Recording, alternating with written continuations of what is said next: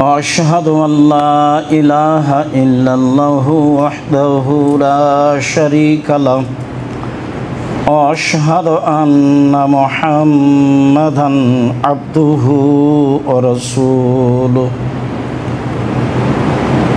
أما بعد فإن خير الحديث كتاب الله وخير الهدى هدى محمد صلى الله عليه وسلم وشر الأمور محدثاتها وكل محدثة بدعة وكل بدعة ضلالة وكل ضلالة في النار أعوذ بالله من الشيطان الرجيم وأن المساجد لله فلا تدعوا مع الله أحدا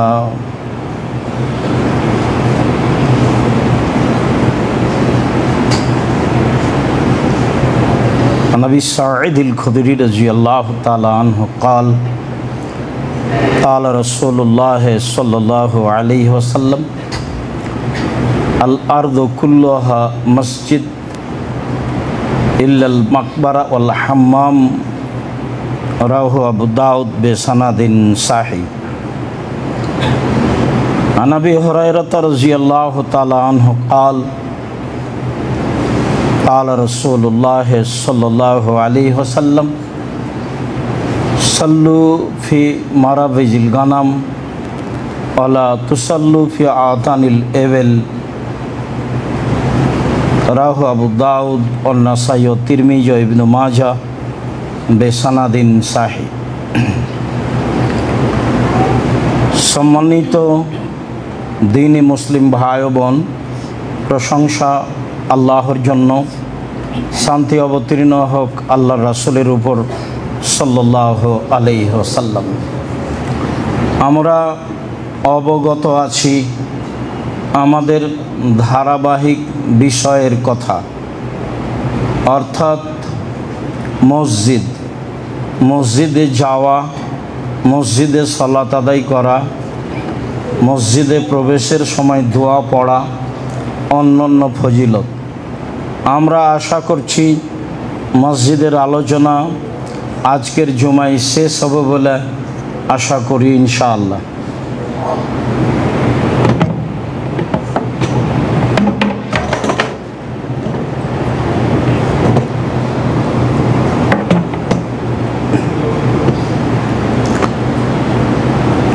আল্লাহ তাআলা বলেন ওয়ানাল মাসাজিদা লিল্লাহ, পৃথিবীর মানুষ মনে রেখো, নিশ্চয়ই মসজিদ সমূহ আল্লাহর ঘর, তোমরা আল্লাহর ঘরে অন্য কারো ইবাদত করো না। মানুষ মানুষের ইবাদত করে, এটা আজকে নতুন নয়, আগে থেকেই করে আসছে। মানুষ জিনকে মানুষকে আল্লাহর স্থানে সম্মান দিয়ে কথা ও কর্ম বাস্তবায়ন করে থাকে, যা আল্লাহকে খাটো করা হয় বলে আমরা একাধিক দিন অবগত হয়েছি। এ ব্যাপারে আবু সাঈদ খুদরি রাদিয়াল্লাহু তাআলা আনহু বলেন, রাসূল সাল্লাল্লাহু আলাইহি সাল্লাম বলেছেন, আল আরদু কুল্লুহা মসজিদ, সারা পৃথিবী সম্পূর্ণই মসজিদ। সারা পৃথিবীর সব জায়গাতেই সালাত আদায় করা যায়, ইল্লাল মাকবারা ওয়াল হাম্মাম, তবে কবরস্থানে যায় না এবং গোসলখানায় যায় না। কোনো কারণে নিরুপায় কেউ, সেটা ভিন্ন কথা, তবে রাসূল সাল্লাল্লাহু আলাইহি সাল্লাম সারা পৃথিবীকে মসজিদ বলে ঘোষণা দেন। অবশ্যই মানুষ মসজিদে সালাত আদায় করবে, এ কথাই ঠিক। সময়ের গতিতে পৃথিবীর যে কোনো স্থানে সালাত আদায় করবে, সাথে সাথে কবরস্থানে সালাত আদায় করা কঠোরভাবে নিষেধ। জানাজার সালাত কবরস্থানে এমন জায়গায় আদায় করা যাবে না যেখানে কবর আছে, বা সালাত শুরু করলে কবর সামনের দিকে হবে, এমন জায়গায় সালাত আদায় করা যাবে না। কেন?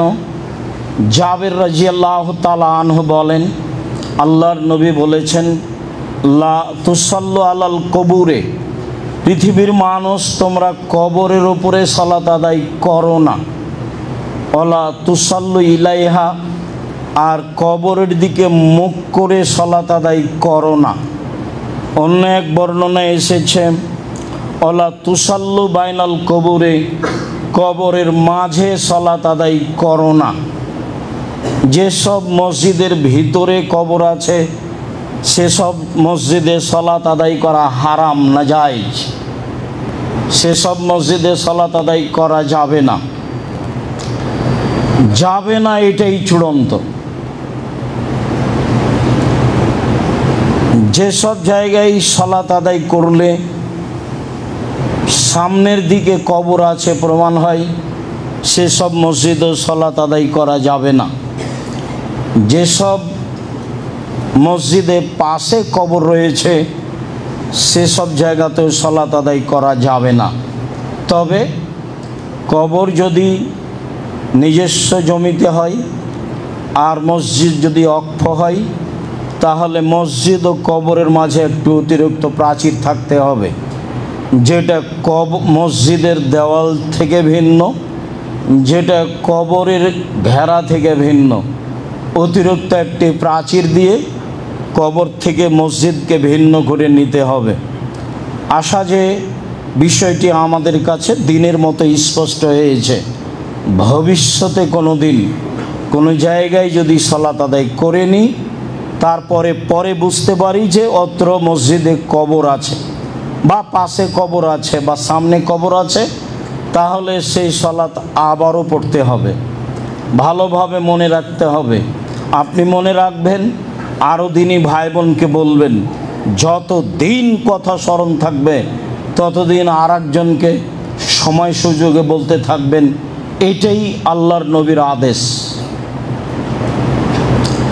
আশা যে সকলেই পালন করবেন। ঢাকা শহরের অনেক মসজিদের ভিতরে কবর আছে, যা আপনাদের জানা কথা। সবাই পড়ছে যে এর উত্তর আমাকে আপনাকে দিতে হবে না, সালাত হবে না, এ কথাই ঠিক। এ নিয়ে আর নতুন কিছু বলার নেই।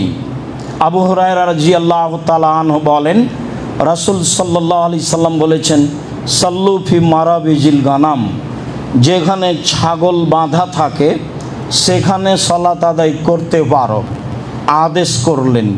আর বললেন, ওয়ালা তুসাল্লু ফি আতানিল ইবিল, যেখানে উট বাঁধা থাকে সেখানে সালাত আদায় করো না। হাদিস সহিহ। রহস্য কি? রহস্য হলো এই যে উট হলো ভয়াবহ প্রাণী। আপনি সেখানে সালাত আদায় করবেন, বিষয়টি আপনার জন্য নিরাপদ নয়। সেই জন্য থাকলো আর একটি কথা, যে ছাগল বাঁধা জায়গায় সালাত আদায় করব আদেশ করলেন, তো ছাগলের পেশাবের ব্যাপার আছে যে, তো সেটা পূর্বের কথা আবারও মনে রাখা ভালো হয়। আসলে আমি কাপড় গাভীর পেশাবে ভিজিয়ে সালাত আদায় করতে বলিনি, তা ছিল একটা পরিস্থিতি। চাঁপাইনবাবগঞ্জের পল্লী এলাকায় বক্তব্য দিচ্ছিলাম। মহিলারা সাধারণত বাড়ির পিছন দিকে সমতল জমিতে পেশাব করতে বসে, পানি ছিটে এসে গায়ে কাপড়ে লাগে। এই কাপড়ে সালাত হবে না, কেননা মানুষের পেশাব ভয়াবহ। মানুষের পেশাবের কারণেই কবরের শাস্তি হয়, এ কথা আল্লাহর নবী বলেন। পক্ষান্তরে হালাল পশু প্রাণীর পেশাবের কথাটা বলা হয়েছিল এইভাবে, যা মৌলিক উদ্দেশ্য ছিল না। একাধিক হাদিস রয়েছে যে আল্লাহর নবী ওই লোকগুলোকে বললেন, যাও তোমরা সাদা কারুঁট যেখানে বাঁধা আছে ওখানে যাও, ওখানে থাকো, উটের দুধ খাও, পেশাব খাও। তা ছিল ওরানা ওকাইল গোত্রের লোকেরা। ওদের মদিনার আবহাওয়া অনুকূলে হয়নি, পেট ফুলে গেছিল।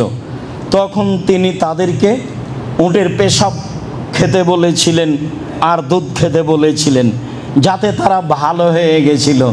অবশ্যই অপবিত্র হলে পৃথিবীর এত বড় মানুষ খেতে বলতেন না। হাদিস বুখারী মুসলিম। বিবেচনার সুযোগ মানুষের নেই, সুযোগ বিবেচনা করতে হবে না, দাম নেই, যা আছে তাই। যেখানে এরকম ভাবা যায় সেখানে ভাবতে হবে, এখানে নয়। তারপরে তিনি বললেন, ছাগল বাঁধার জায়গায় সালাত আদায় করো। তার মানে ছাগলের পেশাব যদি থাকে, সেই জায়গা যদি শুষ্ক হয়ে যায়, সালাত আদায়ের উপযুক্ত হয়, তাহলে ওই পেশাবের কারণে আপনার সালাতের কোনো সমস্যা নেই। তিনি আদেশ করলেন, ছাগল বাঁধা জায়গায় সালাত আদায় করো। তিনি বললেন, উট বাঁধা জায়গায় সালাত আদায় করো না। তা ছিল সতর্কবাণী। উট ভয়াবহ প্রাণী। এই জন্য সম্মানিত দিনী ভাই বোন, আমরা সালাতের জায়গা হিসাবে সতর্ক হচ্ছিলাম কিছু কথা। মসজিদ নিয়ে আরও বেশ কিছু সতর্কবাণী। আমর ইবনে শুআয়ব আন আবিহি আন জাদ্দিহি, আমর ইবনে শুআয়ব তার পিতার মধ্যস্থতায় তার দাদা থেকে বর্ণনা করেন। তার দাদা বলেন, নাহা রাসূলুল্লাহ সাল্লাল্লাহু আলাইহি সাল্লাম আন তানাসুদিল আসর ফিল মসজিদ ওয়াই ইয়াবিয়া ওয়া ইয়াশতারিয়া ফিহি। মসজিদে কবিতা গাওয়া নিষেধ। নিতান্তই যদি কবিতায় কোনো কল্যাণমূলক কথা থাকে তাহলে মসজিদে বলা যাবে। তাছাড়া যাতে কোনো কোরআন হাদিসের কথা নেই, এমনি গান গাজাল বা কবিতা এইসব কিছু মসজিদে পড়া যাবে না, আল্লাহ রাসূল নিষেধ করলেন। তিনি বললেন, মসজিদে ক্রয় বিক্রয় করা যাবে না। তিনি বললেন, মসজিদে এমন একটি জায়গা, ইউতাহাল্লাকান নাসে ইয়াউমাল জুমআ কাবলা সলাতে, সলাতের পূর্বে মসজিদে গোল হয়ে বসা যাবে না। পরবর্তীতে কোনো কিছুর কারণে বসা যেতে পারে। সলাতের পূর্বেই খুতবা চলাকালীন বা সলাত চলাকালীন গোল হয়ে মানুষ 5 জন 7 জন বসে কথা বলবে, এমন কর্মকে রাসূল সাল্লাল্লাহু আলাইহি ওয়াসাল্লাম নিষেধ করেন। আবু হুরায়রা রাদিয়াল্লাহু তাআলা আনহু বলেন, রাসূল সাল্লাল্লাহু আলাইহি সাল্লাম বলেছেন, এজা রাআইতুম আইয়াবিয়া আয়াবতা ফিল মসজিদ ফাকুলু লা আরবাহাল্লাহু তিজারাতাক। তোমরা যদি কাউকে দেখতে পাও মসজিদে কোনো জিনিস কিনছে বা বিক্রি করছে, ক্রয় বিক্রয় করছে, তাহলে তোমরা উত্তর দিবা, আল্লাহ যেন তোমাদের ব্যবসায় বরকত দান না করেন। এটা আপনাকে বলতে হবে, এটা আদেশ, যেন তোমার এই ব্যবসায় আল্লাহ বরকত না দেয়। তিনি বললেন তারপরে, ওয়া ইন রাআইতুম আয়ানসুদা যাল্লাতা ফাকুলু লা রাদ্দাহাল্লাহু আলাইকা। তোমরা যদি শুনতে পাও মসজিদে হারানো জিনিস খুঁজছে, তাহলে বলবা, আল্লাহ তার এই হারানো জিনিস তুমি তাকে ফেরত দিবা না। এটা রাসূলের আদেশ। বুখারী মুসলিমে এসেছে, লাম তুবনা লিহাজা, হারানো জিনিস বিজ্ঞপ্তি দিতে হবে, প্রচার করতে হবে, এই জন্য মসজিদ নির্মাণ করা হয়নি। যা আমরা বুখারী মুসলিমের হাদিসে আগেই আংশিকভাবে অবগত ছিলাম। তাতে আমরা এ কথা অবগত হয়েছিলাম যে মসজিদে মরা মানুষের সংবাদ প্রচার করা যাবে না, মসজিদের মাইকিং করা যাবে না। কেন? সেটা হলো জাহেলি প্রথা। মরা মানুষের মরার সংবাদ দিতে হবে, হাদিস বুখারী মুসলিম। আবার মরা মানুষের মরা সংবাদ প্রচার করা নিষেধ, এটাও বুখারী মুসলিম। তাহলে সমাধা কি? যেটা জাহেলিয়াতের যুগের সাথে মিল খাবে, চিৎকার করে বলা হয়, অমুক নিবাসী তার নিজ বাসভবনে রাত 3টার সময় ইন্তেকাল করিয়েছে, মারহুমের জানাজা বিকাল 2টায় অনুষ্ঠিত হবে। সবাই আপনারা জানাজায় যোগদান করে অশেষ সবের ভাগীদারি হন।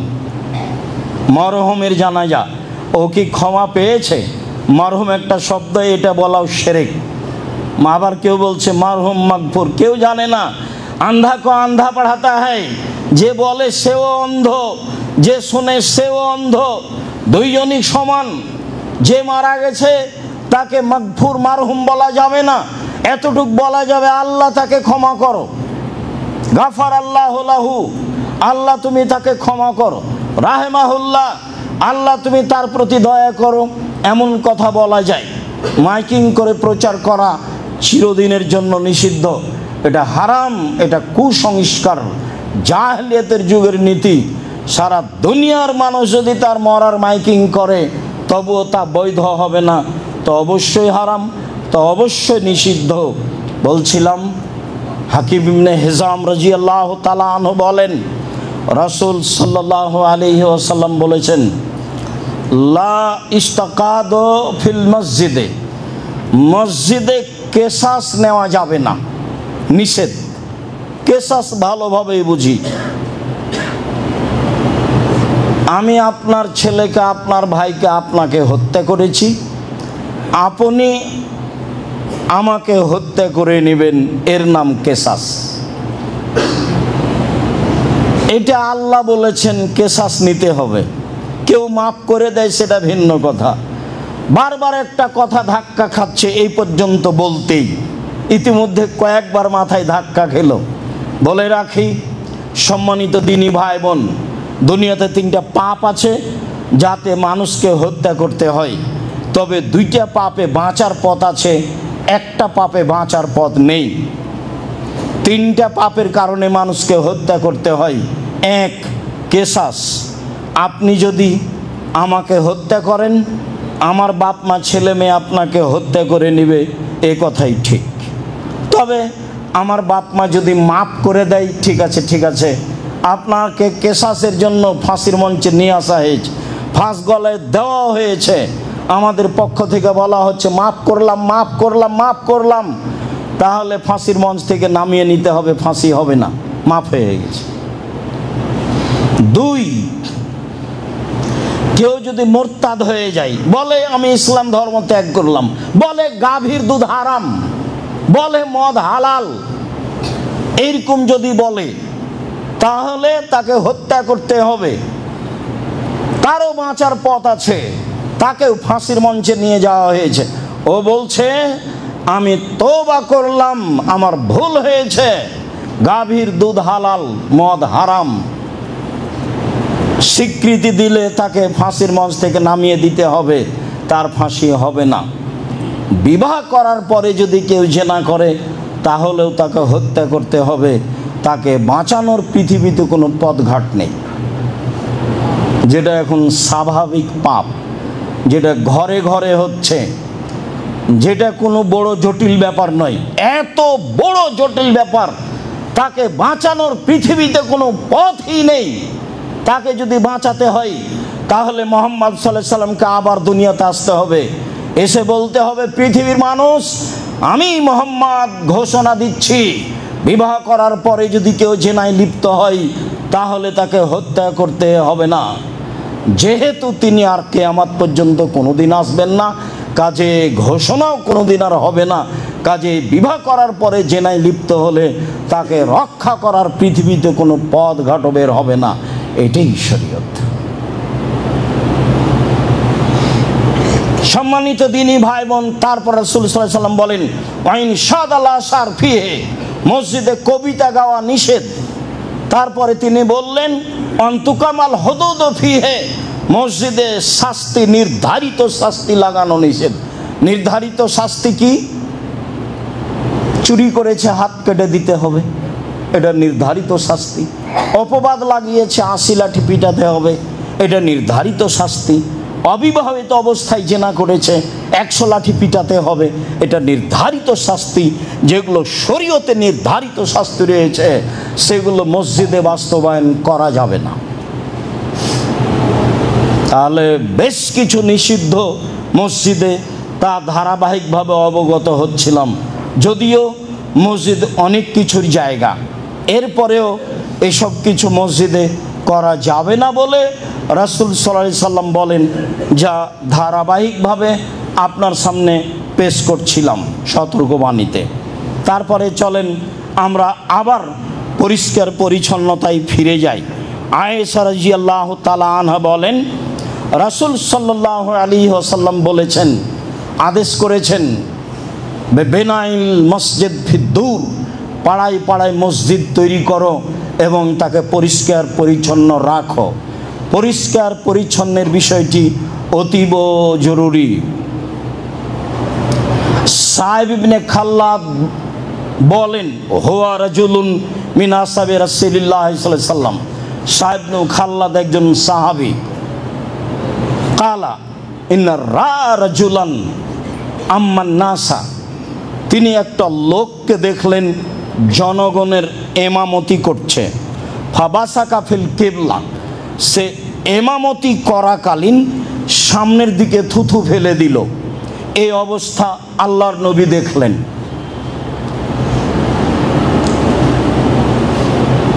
ফাকালা রাসূলুল্লাহ সাল্লাল্লাহু আলাইহি সাল্লাম লিকাওমিহি হিনা ফারাগা লা ইউসাল্লি লাকুম, আল্লাহর নবী জনগণকে বলে দিলেন, এই শোনো, এই লোক তোমাদের এমামতির যোগ্যতা রাখে না। শোনো তোমরা, এই লোক তোমাদের এমামতির যোগ্যতা রাখে না।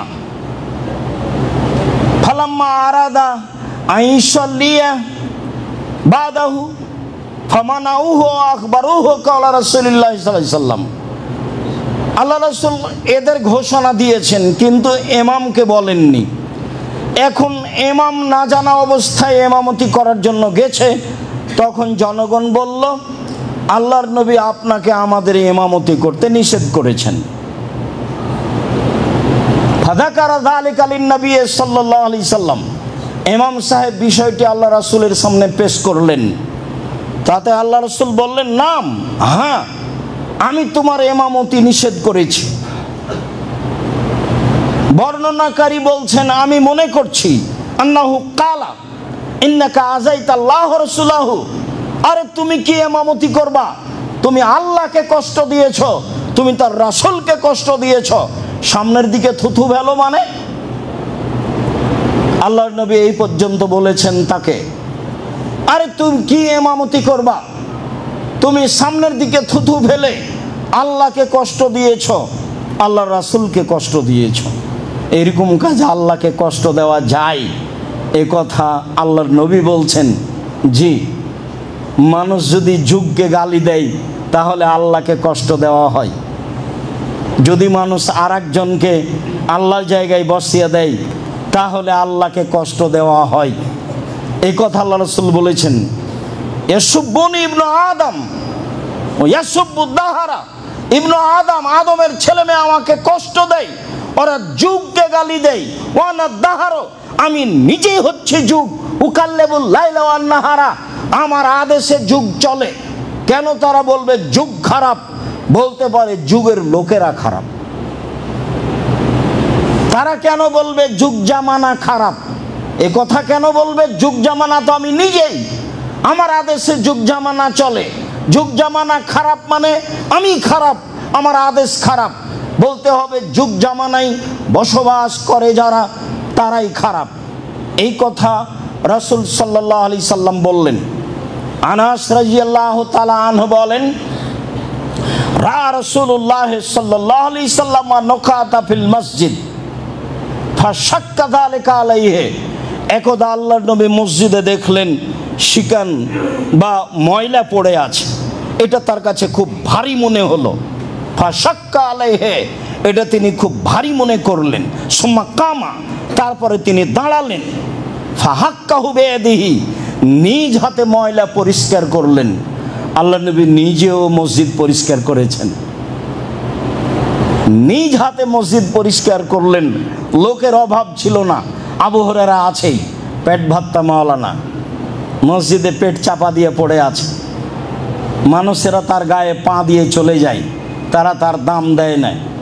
24 ঘন্টা অপেক্ষা আছেন, আল্লাহর নবী কখন কি বলবেন এটা শোনার জন্য। আল্লাহ রসুল নিজে হাতে পরিষ্কার করলেন, তারপরে বললেন অন্নার রাজুল ফাসাল্লা, মানুষ সালাত আদায় করে, ফাইন্না মাইনাজি রব্বাহু, যখনই সালাত আদায় করে তখন সে চুপে চুপে আল্লাহর সাথে কথা বলে। ফাইন্না রাব্বাহু বাইনাহু ওয়া বাইনাল কিবলা, তার প্রতিপালক থাকেন তার মাঝে আর তার কেবলার মাঝে, তার প্রতিপালক থাকেন তার মাঝে আর তার কেবলার মাঝে। তাহলে সামনের দিকে থুথু দিলে তো আল্লাহকে কষ্ট দেওয়া হবেই, সামনে তো আল্লাহ আছেন। এর অর্থ এই নয় যে আল্লাহ সব জায়গায় বিরাজমান। আল্লাহ তার স্থান থেকেই আপনার সামনে অবস্থান করছেন। আপনি সামনে থুথু দিলে তাকে কষ্ট দেওয়া হবে, এ কথাই ঠিক।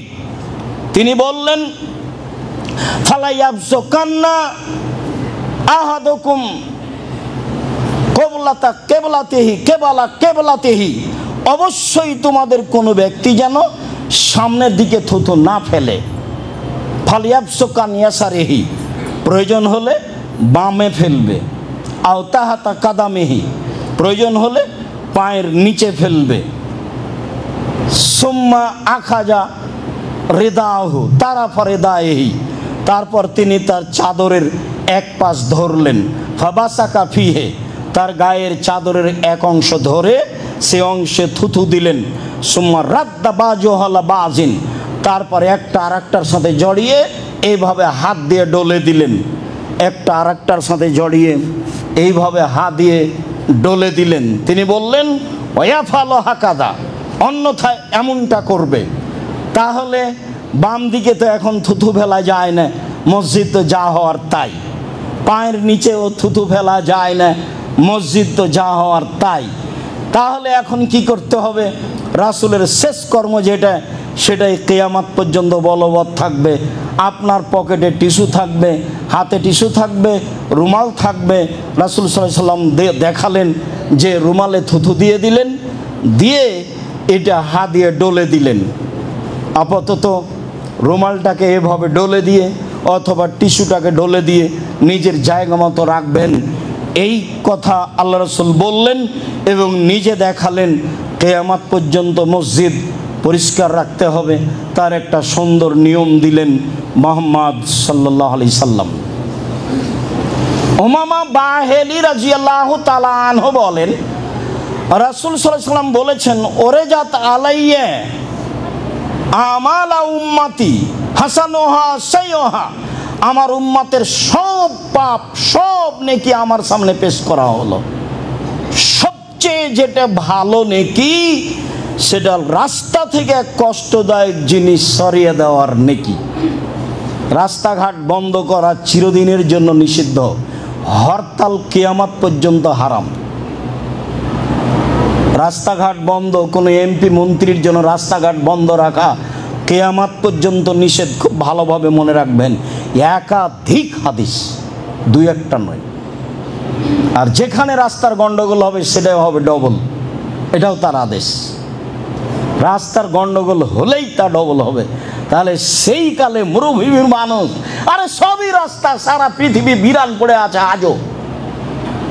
যান ১৫০০ বছর পরে গিয়ে দেখেন সারা পৃথিবী ফাঁকা, গোটা দেশ ফাঁকা, ঘন্টার ঘন্টা গাড়ি চলে, কোনো বাড়ি ঘর নেই।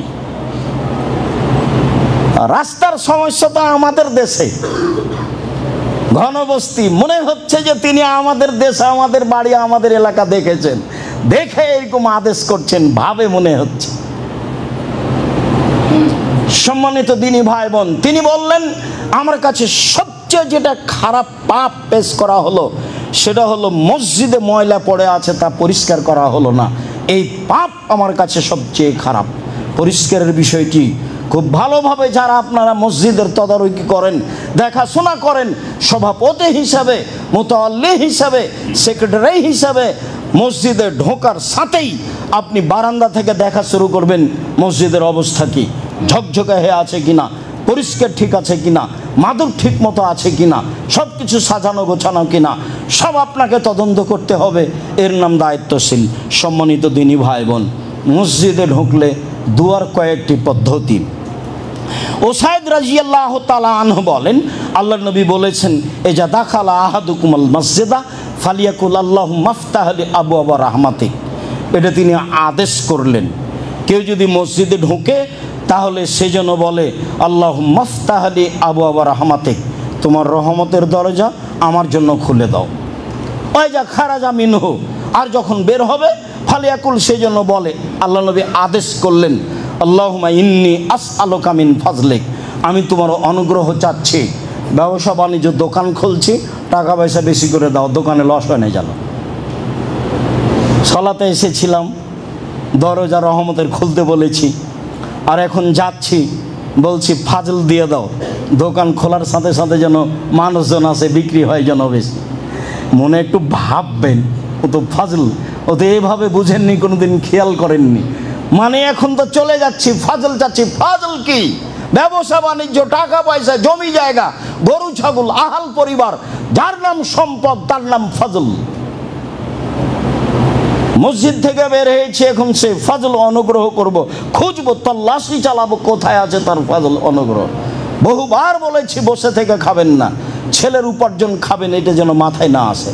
যতদিন কাজ করে খেতে পারবেন ততদিন কাজ করে খাবেন, এ কথাই ঠিক। নিজ হাতে উপার্জন করে খেতে শিখুন, সবচেয়ে উত্তম খাদ্য। দাউদ আলাইহিস সালাম নিজ হাতে উপার্জন করে খেতেন, আল্লাহ রাসূল তার অনেক প্রশংসা করেছেন। বলছিলাম, আব্দুল্লাহ ইবনে আমর ইবনে আস রাদিয়াল্লাহু তাআলা আনহু বলেন, কানান নবী সাল্লাল্লাহু আলাইহি সাল্লাম এজা দাখালা ইয়াকুলু, আল্লাহর নবী মসজিদে ঢুকলে বলতেন, এবার তার নিজ কর্ম, তিনি বলতেন, আউযু বিল্লাহিল আযীম ওয়া বিওয়াজহিহিল কারীম ওয়া সুলতানিহিল কাদীম মিনাশ শাইতানির রাজীম। মহান আল্লাহর কাছে আশ্রয় চাচ্ছি, মহান আল্লাহর সম্মানিত মুখের মাধ্যমে আশ্রয় চাচ্ছি, ক্ষমতাধার সত্তার রাজত্বের মাধ্যমে আশ্রয় চাচ্ছি বিতাড়িত শয়তান হতে। এইটুকু বললেই শয়তান তখন বলে, ফাকাত বারিয়া মিন্নি সায়রাল ইয়াউমে, ও বেঁচে গেছে আমার থেকে সারা দিনের জন্য, ও বেঁচে গেছে আমার থেকে সারা দিনের জন্য, সারা দিন আমি তার ক্ষতি করতে পারবো না। আল্লাহর নবী ঢুকলে এই কথা বলতেন। আগেরটা হলো আদেশ, আল্লাহ রাসূল আদেশ করেন, এবার তিনি নিজে বলছেন, আউযু বিল্লাহিল আযীম ওয়া বিওয়াজহিহিল কারীম ওয়া সুলতানিহিল কাদীম মিনাশ শাইতানির রাজীম। দুয়ার বইটা পড়বেন, দিন রাত বলছি, যাওয়ার সময় বইগুলো নিয়ে যাবেন। আপনি আসল সদস্য, আপনি জামিয়া সালাফের 1 নম্বর সদস্য। আপনার সাথে আমার কত আন্তরিকতা তা আপনাকে আমি বুঝাতে পারি না। মানুষের কোটি কোটি টাকার যত দাম আছে, আপনার 10 টাকার আমার কাছে তার চেয়ে অনেক বেশি দাম আছে। দেশের সবচেয়ে বৃহৎ প্রতিষ্ঠান চলে আপনার 10 টাকার মাধ্যমে, অবাক হতে হয়। যার কারণে মাঝে মধ্যে শুকরিয়া আদায় করে সিজদা করি। মাসে 40 লাখ টাকা লাগে জামিয়া সালাফে বেতন। যখন তখন আরবি মেহমান অবস্থান করেন। এই যে কালকে গেলেন 3 জন আরবি মেহমান, লক্ষ লক্ষ টাকা তাদের পিছনে খরচ আছে। মদিনার খুব বড় বড় বিদ্বান কয়েকজন, তার মধ্যে একজন আসছেন 12 তারিখে, অনেক পয়সা খরচের ব্যাপার আছে। জামিয়া সালাফে এইগুলোকে ভারী মনে করে না। আল্লাহর বিশেষ রহমত, 519 জন ইয়াতীম অসহায় মানুষ আছে। যার কারণে আমি মনে করি আপনার 10 টাকার আমার কাছে অনেক দাম আছে। জামিয়া সালাফিয়া সরকারি অনুদানে চলে না, জামিয়া সালাফিয়া বিদেশি সহযোগিতায় চলে না, জামিয়া সালাফিয়া কোনো বিত্তশালী দিয়ে চলে না। এদেশের একটা ভিন্ন ধরনের প্রতিষ্ঠান, যেখানে প্রায় 5000-এর অধিক ছেলে মেয়ে পড়াশোনা করে, যেখানে 300 জনের অধিক শিক্ষক শিক্ষিকা আছে, যেটা আপনার আমার 10 টাকা দিয়ে চলে। সম্মানিত দিনী ভাই বোন, যার কারণে আপনি আসবেন 200 টাকা, 500 টাকা, 100 টাকা, 2000 টাকা হাতে করে, যাওয়ার সময় একটা ইতিসাম পত্রিকা নেবেন, একটা দুয়ার বই নেবেন, একটা কিছু বই নিয়ে আর একজনকে দিবেন। আপনার 2 টাকাই আমার কাছে 2 কোটি টাকার স্থানে আছে। আপনাকে আমি বুঝাতে অক্ষম, হয়তোবা যার কারণে আপনি না বুঝেই চলে যান, এমনটা হতে পারে, যেটা আমি চাইনি। ফাতেমা রাদিয়াল্লাহু তাআলা আনহা বলেন, দাখালান নবী সাল্লাল্লাহু আলাইহি সাল্লাম সাল্লাল্লাহু নবী সাল্লামা, আল্লাহর নবী মসজিদে ঢুকে দুরুদ পড়তেন। এই কথা ফাতেমা রাদিয়াল্লাহু তাআলা আনহা বলেন। তারপরে তিনি বলতেন, রব্বিক ফিরলি জুনুবি, হে আমার প্রতিপালক আমাকে ক্ষমা করো, ওয়াফতাহালি আবওয়াবা রাহমাতিক, তোমার রহমতের দরজা আমার জন্য খুলে দাও। বের হওয়ার সময় তিনি এটাই বলতেন। তবে বের হওয়ার সময়তে শেষ শব্দটা হলো ফাজলিক, এখন যাচ্ছি তুমি আমার ফাজল অনুগ্রহ দিয়ে দাও।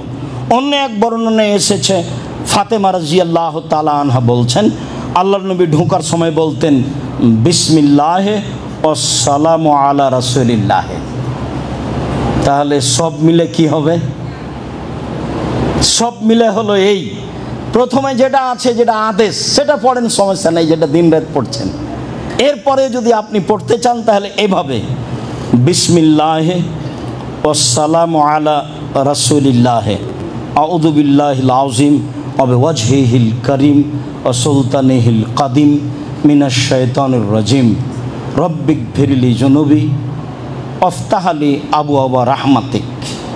এই হলো ঢুকবেন, আবার বের হবেন তখন এইটা বলা যায়। যদি ভারী লাগে আগে যা বলছিলাম তাই বলবো ইনশাআল্লাহ। আল্লাহুম্মা সাল্লি আলাইহি আল্লাহুম্মা বারিক আলাইহি। আলহামদুলিল্লাহি ওয়াহদা সালাতু ওয়াসসালামু আলা মান লা নাবিয়্যা বাদা। বুরায়দা রাদিয়াল্লাহু তাআলা আনহু বলেন, রাসূল সাল্লাল্লাহু আলাইহি সাল্লাম বলেছেন, বাশশিরিল মুসাইনা ফিদ-দুলাম ইলাল মাসাজিদ। মুহাম্মদ সাল্লাল্লাহু আলাইহি সাল্লাম পৃথিবীর মানুষকে সুসংবাদ দিয়ে দেন, যারা রাতের অন্ধকারে মসজিদে যায় বিচারের মাঠ তাদের জন্য পূর্ণ আলো থাকবে। পৃথিবীর মানুষ, রাসূলের এই কথা মনে রাখা ভালো হবে। আল্লাহর নবী বলেন, পৃথিবীর মানুষ সুসংবাদ গ্রহণ করো, রাতে যারা অন্ধকারে পায়ে হেঁটে মসজিদে যাও তোমাদের জন্য বিচারের মাঠ থাকবে পূর্ণ আলো। আবু হুরায়রা রাদিয়াল্লাহু তাআলা আনহু বলেন, আমি রাসূল সাল্লাল্লাহু আলাইহি সাল্লামকে বলতে শুনেছি, এজা যা মসজিদে হাজা, কেউ যদি আমার এই মসজিদে নববীতে আসে, লা ইয়াতিহি ইল্লা লিখাইরিন, আসে কল্যাণের জন্য, ইউআল্লিমুহু আও ইয়াতাআল্লামুহু, কিছু কথা শিখে না হয় শিখায়, কিছু কথা শিখে কোরআন হাদিস না হয় শিখে, হুয়া বেমানজিলাতিল মুজাহিদ ফি সাবিলিল্লাহ, আল্লাহর পথে জিহাদ করলে যে নেকি হয়, মসজিদে এসে একটি হাদিস একটি আয়াত শিখলে বা শিখালে সে নেকি হয়। এই কথা মুহাম্মদ সাল্লাল্লাহু আলাইহি ওয়াসাল্লাম বলেন। ওমান জালে গায়রিহি, কেউ যদি এছাড়া অন্য কোনো উদ্দেশ্যে আসে, ফাহুয়া বেমানজিলাতির রাজুলে ইয়ানজুরু ইলা গায়রি মাতাইহি, সে যেন ওই মানুষের মতো যে অন্য মানুষের ব্যাগ বক্তার দিকে খালি তাকায়, যে লোকটার ব্যাগটা কত বড়, লোকটার ব্যাগে যে কি আছে বোঝা গেল না। মনে হয় আল্লাহ নবী কি বললেন? আল্লাহ নবী বললেন, কেউ যদি মসজিদে এসে একটা আয়াত পড়ে বা পড়ায়, তাহলে সে আল্লাহর পথে জিহাদ করলে যে নেকি হয় সে নেকি পাবে। আর যে ব্যক্তি এরকম কোনো কাজে মসজিদে আসে না, সে হলো অন্যের ব্যাগ বক্তার দিকে তাকানোর মতো। তো একটা মানুষের ব্যাগের দিকে আমি তাকালাম, লাগেজের দিকে তাকালাম, তারপর কি হবে আমার? কিছুই না। মানে আমার মসজিদে আসার পিছনে একটা উদ্দেশ্য থাকতে হবে, একটা হাদিস শিখবো, না হয় কাউকে শিখাবো, না হয় একটা আয়াত পড়বো, না হয় একটা পড়াবো। উকবা ইবনে আমির রাদিয়াল্লাহু তাআলা আনহু বলেন, খারাজা রাসূলুল্লাহ সাল্লাল্লাহু আলাইহি ওয়াসাল্লাম ফি আহলি সুফফা, একদা আল্লাহর নবী বাড়ি থেকে বের হলেন, আমরা মসজিদের সুফফাদের, আহলুস সুফফাদের সাথে বসেছিলাম, যাদের লজিং ছিল না, যাদের কাপড় চোপড় পরার মতো ছিল না, এদের সামনে বসে আছি। আল্লাহ রাসূল বললেন, এসেই আইয়ুহব্বা আহাদুকুম আইয়াকদুয়া ইলা বাথানা বিল আকিক ফায়াতি বিনাকাতাইনে কাওমাইনে বেগাইরে ইসমিন আল্লাহ কাতি রাহিমিন। সঙ্গী সাথী শোনো, কেউ যদি বাথা বাজারে যায়, কেউ যদি কথার কথা ঢাকা কাওরান বাজারে যায়, গিয়ে দুইটা উট পায় মোটা তাজা, এমনিতেই, চুরিও নয়, আঘাত করেও নয়, ডাকাতি করে নেই, এমনিতেই পাই, তাহলে সে যাবে কি? সেদিকে এটা ভালোবাসে? তো সাহাবীগণ বলছেন, আল্লাহ রাসূল কুল্লুনা নুহিব্বু যালিকা, সবাই ভালোবাসি, সবাই ভালোবাসি, কে না চায় না? এরকম ভাবে যদি পাওয়া যায় তাহলে তো বিশাল ব্যাপার, ও তো ৩-৪ লাখ টাকা দাম লাগবে। হ্যাঁ, খুব ভালোবাসি। তখন আল্লাহ রাসূল বলছেন, আফালা ইয়াকদু আহাদুকুম ইলাল মসজিদ, তোমাদের কেউ মসজিদে যেতে পারে না? ফায়াকরাউ আয়াতাইনে, মসজিদে গিয়ে দুটো আয়াত পড়বে, খায়রান মিন নাকাতাইনে, দুইটি আয়াত, দুইটা দামি লাল উটের চেয়ে বেশি, 3 আয়াত 3টা লাল দামি উটের চেয়ে বেশি, 4 আয়াত 4টা লাল দামি উটের চেয়ে বেশি, যত আয়াত পড়বে তত উটের চেয়ে বেশি। হাদিস বুখারী মুসলিম। কি বিচার করবেন?